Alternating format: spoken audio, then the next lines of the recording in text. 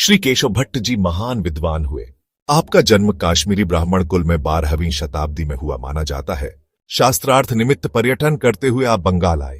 श्री कृष्ण चैतन्य महाप्रभु अपने शिष्यों के साथ श्री गंगा जी के किनारे विद्यार्थियों के साथ शास्त्र चर्चा करते रहते थे, जिससे सभी को आनंद मिलता था।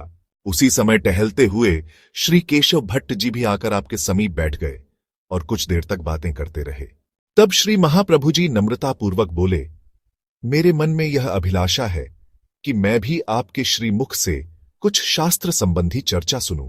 केशव भट्ट जी बोले कि तुम तो अभी बालक हो और बालकों के साथ पढ़ते हो, परंतु बातें बड़ों की तरह करते हो। परंतु तुम्हारी नम्रता देखकर मैं प्रसन्न हूं, जो तुम कहो हम वही सुनाएंगे। श्री महाप्रभु जी ने कहा, आप श्री गंगा जी का स्वरूप और उनकी महिमा का वर्णन करिए।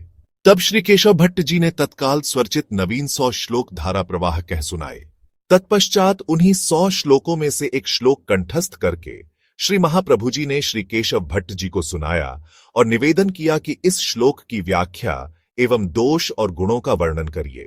सुनकर श्री केशव भट्ट जी ने कहा कि भला मेरी रचना में दोष कहां हो सकता है, यह तो बताइए। श्री महाप्रभु जी ने कहा, काव्य रचना में दोष का लेश रहना स्वाभाविक ही है, क्योंकि यह मानवीय प्रयास है। यदि आप आज्ञा दें तो मैं इसके गुण दोष कहूं। तब आपने कहा, अच्छा तुम ही कहो। तब श्री महाप्रभु जी ने उस श्लोक की गुण दोषमयी एक नवीन व्याख्या कर दी। श्री केशव भट्ट जी ने कहा, अच्छा अब हम प्रातःकाल तुमसे मिलेंगे और इस पर विचार करेंगे। ऐसा कहकर आप अपने निवास स्थान पर चले आए और एकांत में श्री सरस्वती जी का ध्यान किया और पूजा की। श्री सरस्वती जी तत्काल एक बालिका के रूप में इनके सम्मुख आ उपस्थित हुई। आपने कहा कि सारे संसार को जितवा करके आपने एक बालक से मुझे हरा दिया है। श्री सरस्वती जी ने कहा, वे बालक नहीं हैं, वे तो साक्षात भगवान श्री कृष्ण हैं और मेरे स्वामी हैं। श्री सरस्वती जी से सच सुनकर श्री केशव भट्ट जी बहुत हर्षित हुए और श्री कृष्ण चैतन्य महाप्रभु जी के पास आए तथा बहुत विनय और प्रार्थना की। तब श्री महाप्रभु जी ने कहा कि वाद विवाद के प्रपंच को छोड़कर फलस्वरूपा भक्ति का रसास्वादन कीजिए। श्री केशव भट्ट जी ने श्री महाप्रभु जी की यह बात हृदय में धारण कर ली। आपके समय में दिल्ली का बादशाह अलाउद्दीन खिलजी था। उसने कहा कि सारे मंदिर तोड़ दिए जाएं।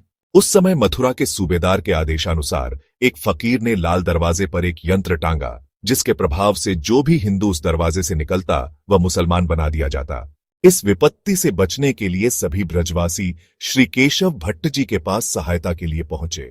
श्री आचार्य देव शिष्य समूह को साथ ले उस स्थान पर गए और उनके वैष्णव तेज से वह यंत्र निष्फल हो गया। इस तरह आपने धर्म और सत्य की रक्षा की।